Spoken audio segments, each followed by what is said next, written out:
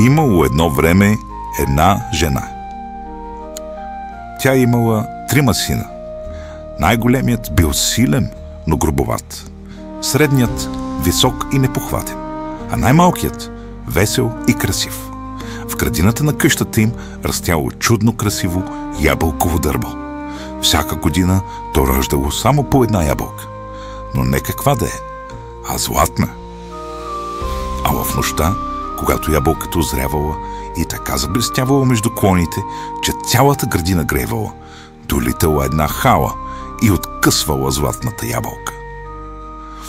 Една година, щом дошло време ябълката да озрее, картината отново засияла своето магическо великолепие.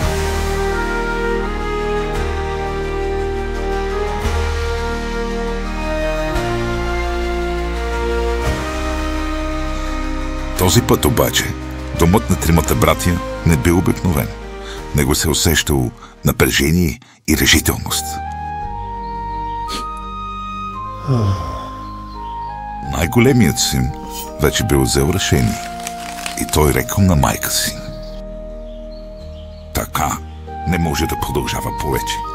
Взех си ножа и малко орехи и сега отивам да пазя ябълката. Този път ламята няма да се измъкне. Най-после дошла нощта. Седнал най-големият си под ябълката и зачакал ламята.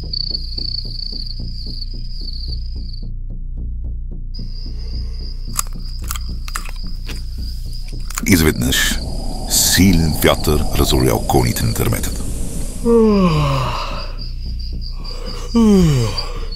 Луната засияла страховито. Ябълката се люлеяла тихо на клона, като че ли усещала, че съдбата й наближава. Ламята грабнала ябълката и докато големият си се осъзнае, тя вече била отлетяла. Братя, ставайте! Халата ме надхитри! На следващата година средният син решил да опази ябълката. И той взел торба с орехи, които да чупи цяла нощ, за да не заспи. Но не му се получило. На 3-та година най-малкият син рекал на майка си: майко, тази нощ аз ще опазя ябълката от ламята, каквото и да ми струва. Какво? Щом паднала нощта, той се качил на дървото и зачакал ламята. Към полунощ се чуло силно свистене. Чак въздухът затрепелил.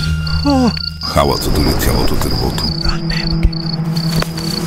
И тогава най-малкият брат скочил с нож в ръка срещу нея.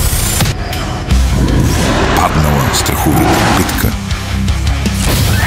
Но най-накрая успял да я рани тежко.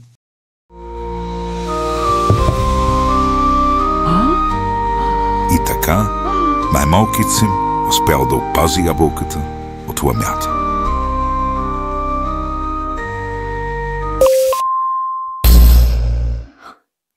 Така добре ли съм? Добре, тогава започвам. Здравейте, приятели!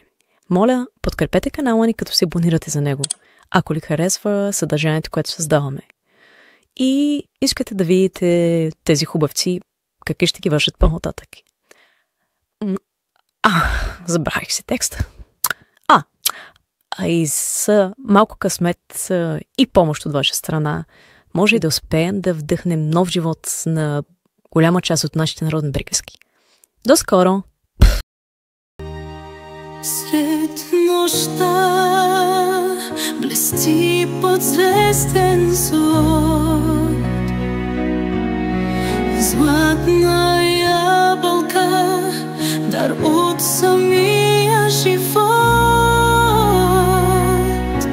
Носенки пристъпят, драконът зове, изчезва, а тишина